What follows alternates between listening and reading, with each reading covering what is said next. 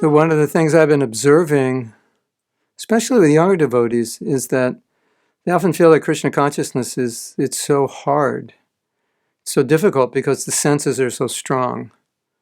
The mind is so strong. We're so conditioned, we're so habituated to live a materialistic life. And so sometimes they just feel like they can't do it.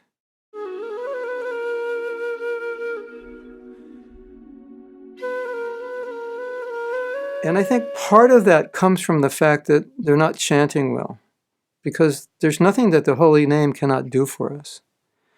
I don't feel that I'm personally qualified. I don't think any of us feel that we're personally qualified to be very Krishna conscious.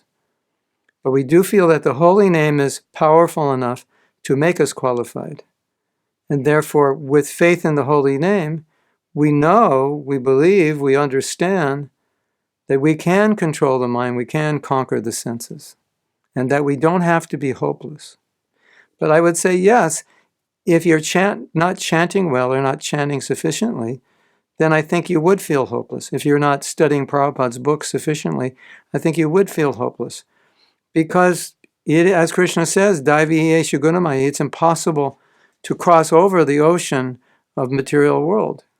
So, because it's impossible, without the holy name, without hearing and chanting, without sadhu sangha, we will fall back and just become controlled and bound by our conditioning. We will become what we were before. We came from a certain mold, and Krishna consciousness is helping us transcend that mode. But without sufficient Krishna consciousness, that mold begins to take over. And that's when we start feeling hopeless.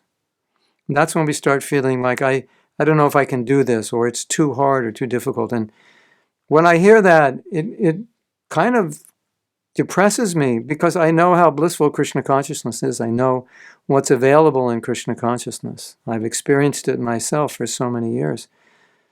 And when I see people are not experiencing it, then I feel bad, and I know they're going to look outside of Krishna consciousness to make up for it or replace it. And that's very sad, because Krishna consciousness is the only thing, ultimately, that is going to satisfy us. So, back to basics. Look at your japa, look at the time you're spending associating with devotees and reading Prabhupada's books. Because if you do that well and consistently, you won't be hopeless, because you will get so much mercy from these practices, and especially if you go out and give Krishna consciousness, you'll get so much mercy from these practices that you'll see that you become very inspired and you'll become very spiritually strong.